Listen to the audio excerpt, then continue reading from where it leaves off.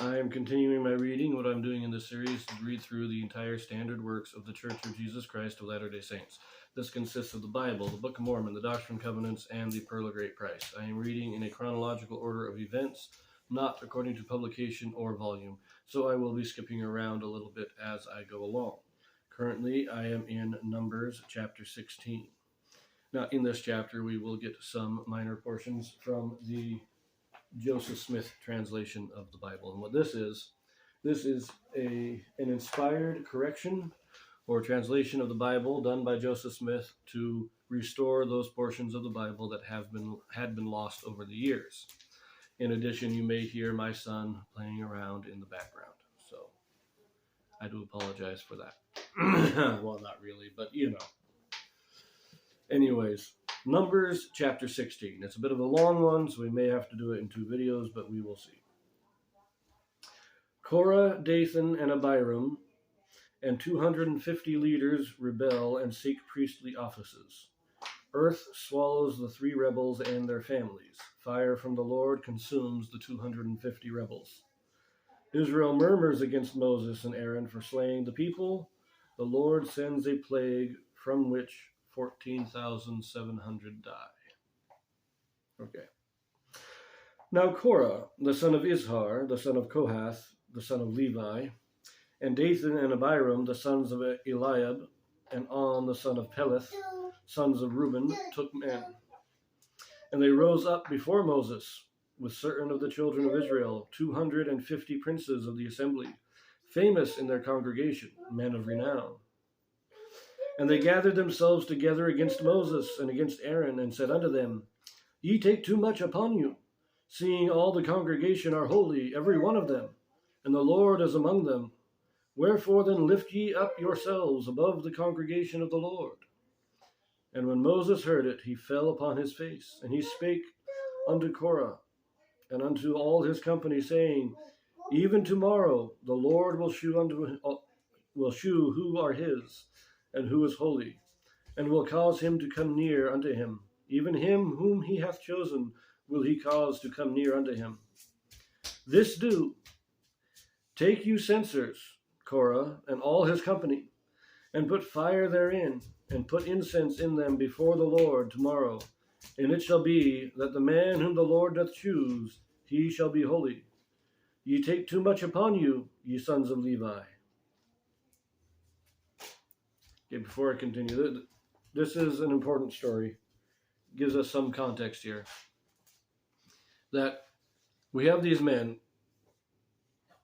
We have four leaders, 4 instigators of this rebellion, but 250 total men who rose up against Moses. And their claim is, God has made everybody holy, so we are all equal, and Moses has no right to be a leader.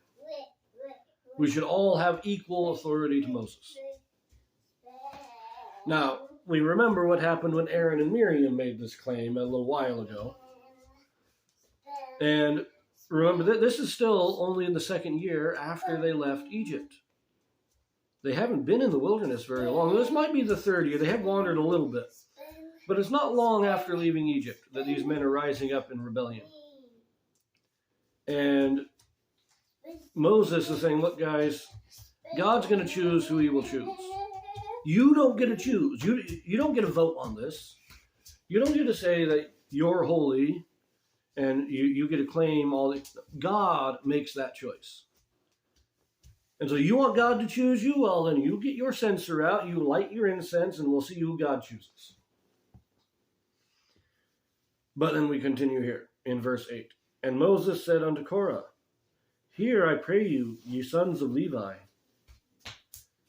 Seemeth it but a small thing unto you that the God of Israel hath separated you from the congregation of Israel, to bring you near to himself, and to do the service of the tabernacle of the Lord, and to stand before the congregation to minister unto them? And he hath brought thee near to him, and all thy brethren, thy sons of Levi, with thee. And seek ye the priesthood also? For which cause both thou and all thy company are gathered together against the Lord. And what is Aaron, that ye murmur against him? Now, there is our one Joseph Smith translation in this chapter right here, verse 10, where it says, "And he hath brought thee near to him, and all thy brethren, the sons of Levi, with thee." And then it says, "And seek ye the priesthood also?" But Joseph Smith translation adds this, or changes it, "And seek ye the high priesthood also?" In other words, remember, Korah is of the Levites. Not only of the Levites, he is of the family of Kohath. So he is the highest of the Levites, just under Aaron and his sons, because the family of Kohath are the ones that had the keeping of the furniture, of the altars, and the mercy seat, and the ark. They were the ones that had the greatest authority of all the Levites underneath Aaron and his sons. So they already had the priesthood. So when it says, "And seek ye the priesthood also," that changed. Seek ye the high priesthood also. In other words, Korah was trying to claim the Melchizedek priesthood. He already had the Aaronic, or the Levitical priesthood. But he was trying to claim the Melchizedek priesthood. And because he is being singled out, it appears that he was the instigator. He was the main leader of this rebellion. Now the other men, they were all of the tribe of Reuben. None of them had the priesthood. But Korah did. And the other guys kind of claim, "Oh, we should have the priesthood too." That's, somewhat understand that they didn't have any authority there. But Korah, he's the one, he was, from what I can tell, he was probably the highest in the family of Kohath. In other words, after Aaron and his sons, Korah was probably the next in authority in the priesthood.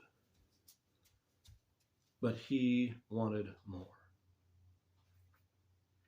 Verse 12. "And Moses sent to call Dathan and Abiram and the sons of Eliab, Dathan and Abiram, the sons of Eliab, which said, We will not come up. It is a small thing that thou hast brought us up out of a land that floweth milk and honey, to kill us in the wilderness, except thou make thyself altogether a prince over us. Moreover, thou hast not brought us into a land that floweth with milk and honey, or given us inheritance of fields and vineyards. Wilt thou put out the eyes of these men? We will not come up."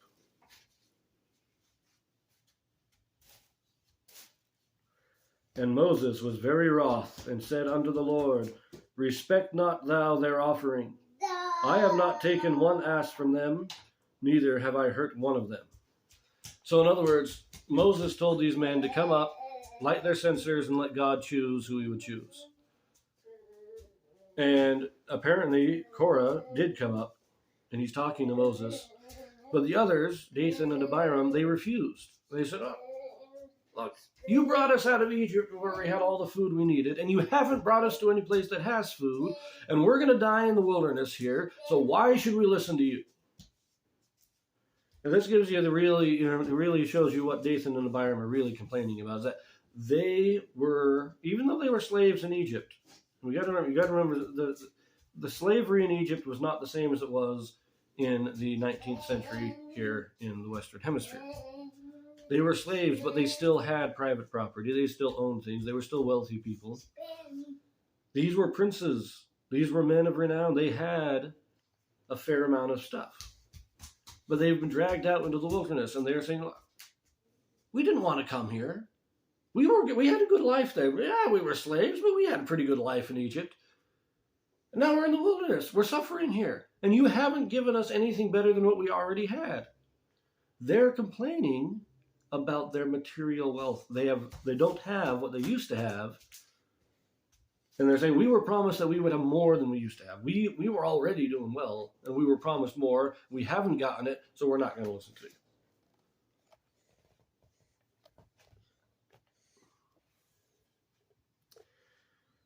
Verse 16. "And Moses said unto Korah, Be thou and all thy company before the Lord, thou and they and Aaron tomorrow, and take every man his censer, and put incense in them, and bring ye before the Lord every man his censer, 250 censers. Thou also and Aaron, each of you his censer. And they took every man his censer, and put fire in them." 1 second. Catherine. He brought his shoes over to put them on with Daddy. verse 18.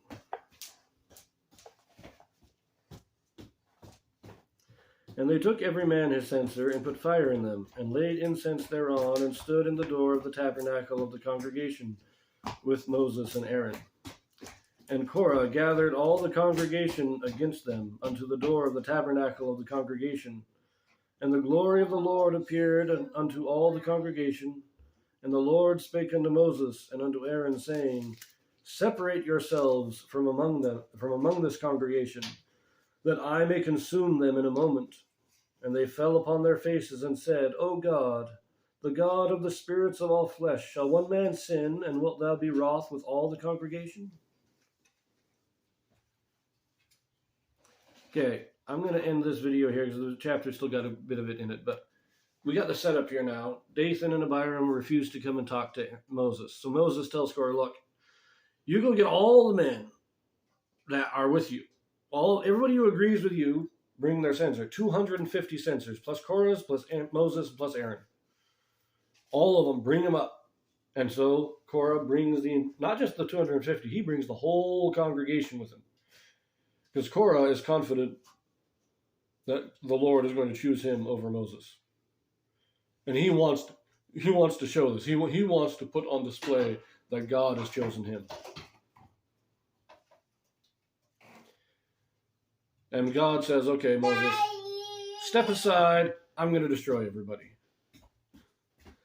And Moses says, wait a minute. This is only one man's sin. One man and his group of rebels.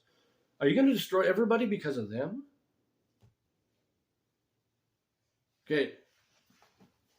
We'll see what God's response is in the next video.